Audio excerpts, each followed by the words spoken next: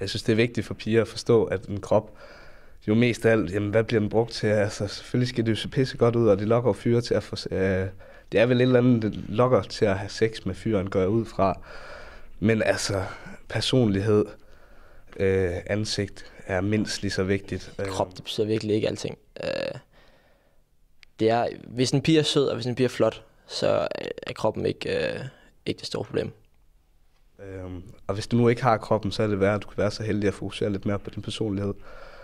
For det er trods alt det, der betyder mest. Altså, hvis en pige havde en skøn krop, men var flindrende racist, så ville jeg jo aldrig være sammen med hende. Og vi ved alle sammen godt, at virkeligheden er virkeligheden. Og når vi kigger på de piger hjemme, så ved vi også godt, at det er ikke noget, man kommer til at... Hvis man er selvfølgelig heldig, så kan det godt være, at man lige rammer en god ind. Men det er der små chancer for, og det ved man også godt. Så det er ikke sådan, man bliver totalt skuffet.